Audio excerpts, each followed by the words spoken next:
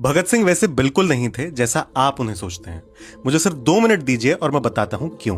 अक्सर हम भगत सिंह को जब इमेजिन करते हैं तो उनके हाथ में एक बंदूक होती है और वो अपने मूंछों को ताव दे रहे होते हैं। लेकिन असली भगत सिंह रेवोल्यूशनरी होने से पहले वो एक राइटर थे, एक जर्नलिस्ट थे, एक फिलोसोफर थे।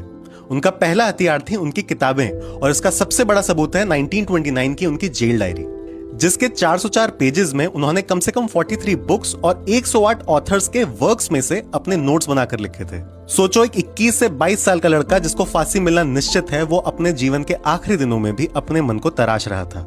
और ये सब हो रहा था घर के आराम में नहीं, कभी ब्रूटल टॉर्चर के बीच, कभी सॉलिटरी कन्फाइनमेंट में रहते हुए, और कभी 115 दिन की भूख हड़ताल के साथ। और आप जानते हैं उस भूख हड़ताल में भी एक डिमांड क्या थी? बुक्स, न्यूज़पेपर्स और राइटिंग मटेरियल। उनके साथी उनके बारे में लिखते हैं कि भगत सिंह को बिना किसी किताब के देखना मुश्किल था। कभी हाथ में कोई नॉवल, कभी जेब में डिक्शनरी और कभी कागज पर लिखे कुछ नोट्स। वो एग्जाम या सरकारी नौकरी के लालच में नहीं पढ़ते थे, वो अपने मन को एक नई ऊंचाई देने के लिए पढ़ते थे। और ये उनके व्यक्तित्व का सिर्फ एक हिस्सा है। दूसरा हिस्सा था उनकी राइटिंग।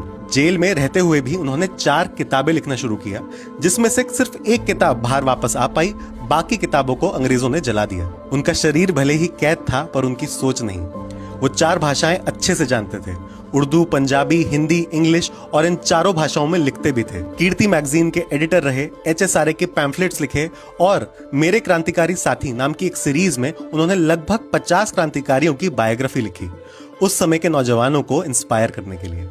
और जानते हैं उनकी स्कॉलरशिप का सबसे बड़ा प्रमाण कहां मिला? कोर्ट रूम में।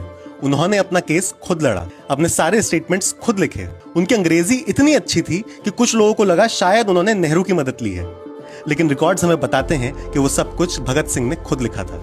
फिर आता है उनके जीवन का आखिरी दिन, 23 मार्च 1931। फांसी का फंदा उनका इंतजार कर रहा था, और तब भगत सिंह क्या कर रहे थे? रीडिंग। क्लारा ज़ेटकिन की किताब रेमिनिसेंसेस ऑफ लेनिन।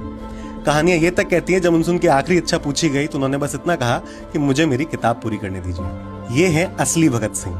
मैं आपको इनसे मिलवाना चाहता था। इसलिए अगली बार जब आप भगत सिंह को इमेजिन करें तो उनके हाथ में बंदूक नहीं, एक किताब होनी चाहिए।